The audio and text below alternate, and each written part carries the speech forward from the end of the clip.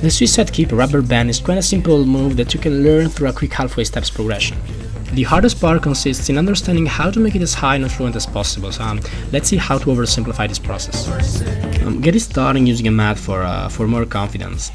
You want to practice with the crouched position at first, which gives you extra control over the movement since you're closer to the ground, and try to reach some kind of bridge position. Just push your hips up and bring your arms back down to the floor very quickly, keeping them next to your ears. You don't really need to reach a proper bridge position, just make sure you touch the ground with your napping hands without lifting your feet off the floor. You want to keep drilling this movement until you can make it the amplest possible, which means pushing your hips higher, arching your back, and getting your hands to reach the floor way before your nap to amortize the landing. I really want you to keep in mind to keep your head between your shoulders and not to bend it backwards. And this way you'll make sure to land with your arms first, avoiding injuries. So here comes the first key point. Our goal is to create an instant during which neither hands nor feet are touching the ground.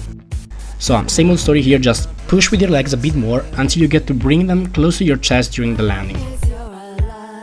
Once you get this far, you're on the right track, just keep on practicing and focusing on trying to straighten your legs completely before you lift your feet off the floor, and trying to stretch your arms more. That's because the higher suicide kick you reach, the steadier amortization you are going to need. By the time you get confident with this movement, you'll be able to bring your hips upward rather than behind you, keeping them on the same axis of your heels. Shoulders and back flexibility will definitely help in order to minimize the landing impact. You want to keep your arms straight and steady and start amortizing gradually as soon as you reach the floor with your palms. It's extremely important that you learn to land on your nap or upper shoulders rather than your back, since landing on a wider surface minimizes your capacity to amortize, causing serious traumas. Let's go ahead cleaning this suicide kick. You want to get your arms and legs to be completely stretched the moment they both are up in the air. Bring your chest and hips as high as possible. From now on, you just want to keep stepping it up a notch. Make sure your body is perpendicular to the floor, just like a backflip.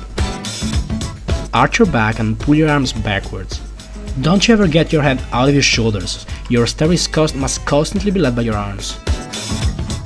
Next step is jumping from standing. You might be scared of this kind of setup at first, since you'll be finding yourselves farther from the ground.